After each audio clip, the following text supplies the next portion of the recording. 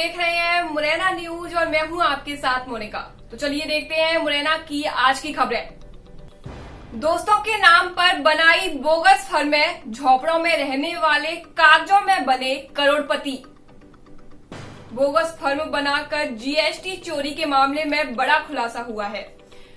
मुरैना के एक स्क्रैप कारोबारी ने सिर्फ मुरैना में ही नहीं बल्कि ग्वालियर, शहडोल और सतना में भी फर्जी फर्में और किरायानामा बनाकर करोड़ों रुपए की जीएसटी की चोरी की है।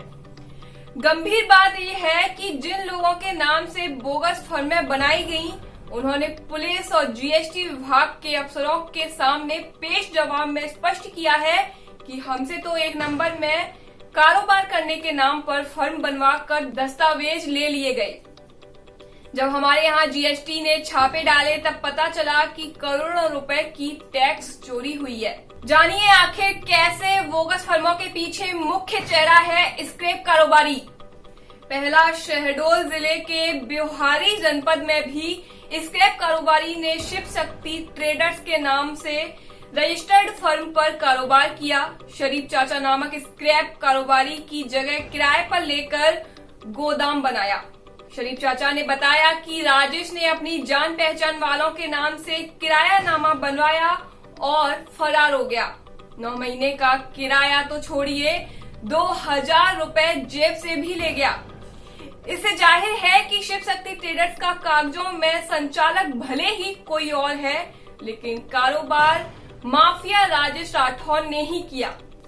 दूसरा, श्योपुर में स्क्रैप कारोबारियों से जुड़े मोहम्मद शाबिर ने भी राजेश राठौर की बोगस फर्म मां कैला देवी ट्रेडर्स मुरैना के नाम से कारोबार किया। श्योपुर के कारोबारी मोहम्मद शाबिर पर जीएसटी ने 2 लाख रुपए की रिकवरी निकाली है।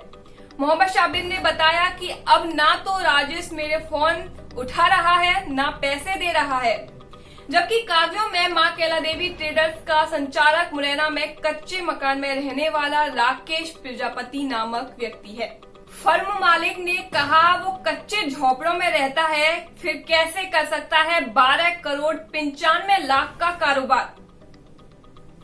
9 जुलाई 2019 में मुरैना शहर के पते पर रजिस्टर्ड मां कैला देवी ट्रेडर्स के संचालक मुरैना कब्रिस्तान रोड भगोलीवाल गली का रहने वाला राकेश प्रजापति के यहां जब जीएसटी टीम ने छापामार कार्रवाई की तो टीम के अफसर उस वक्त हैरान रह गए जब 12 करोड़ 90 लाख के ट्रांजैक्शन का स्क्रैप कारोबारी कच्चे झोपड़े में विकलांग बच्चों और बीवी के साथ पकड़ा गया। छापामार कार्रवाई के दौरान अफसरों के होश उड़ गए। उनका कहना था कि ये तो ठगी का शिकार हुआ है, लेकिन असल माफिया राजेश राठौर गायब हो गया।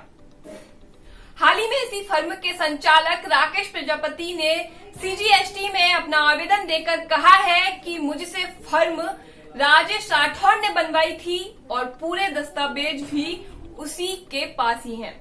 इस जवाब के बाद अब सीजीएसटी अफसर इस उधेड़बुन में है कि करें तो क्या करें। हालांकि स्टेट जीएसटी से जुड़े अफसरों को ये पता है कि मुरैना में पदस्थ रह चुके एक पूर्व आईपीएस की छत्र छाया में पोषित स्क्रैप कारोबारी ही मास्टरमाइंड है, लेकिन बोगस फर्मों के संचालकों के लिखित जवाब का इंतजार है। खुद पकड़ा गया तो बोगस फर्मों के नाम से शुरू कर दी गड़बड़ी। जब से जीएसटी चालू हुई तभी से स्क्रैप कारोबारी राजेश राठौर ने फर्जीवाड़ा शुरू कर दिया था। उसने अपनी खुद की फर्म गिरिराज बाबा स्क्रैप के नाम से भी 5 से 6 करोड़ का कारोबार कागजों में दिखाकर 90 लाख की आईटीसी हड़पी।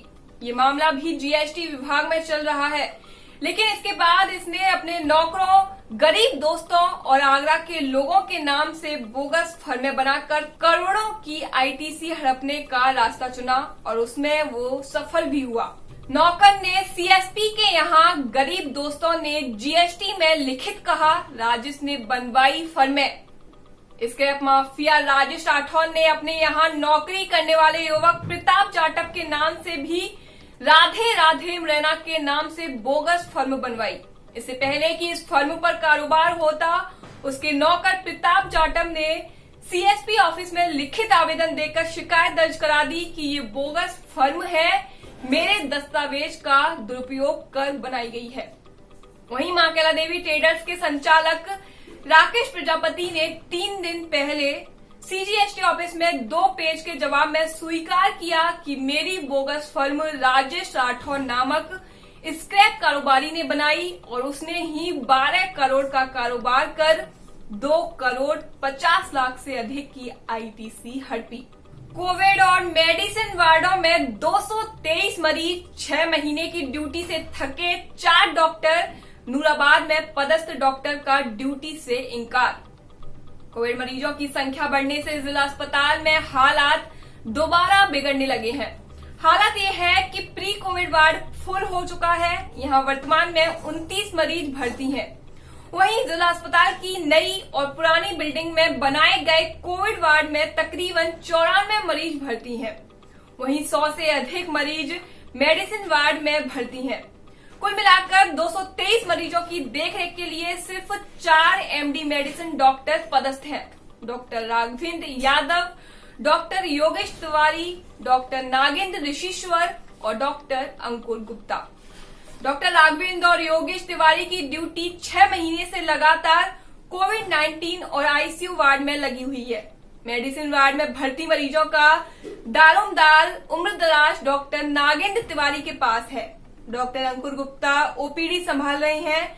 ऐसे में लगातार 6 महीने की ड्यूटी से चारों डॉक्टर बेहाल हैं। गंभीर बात यह है कि नूराबाद में 2 एमडी मेडिसिन पदस्थ थे, डॉक्टर अमित गर्ग और डॉक्टर अमित कटारे।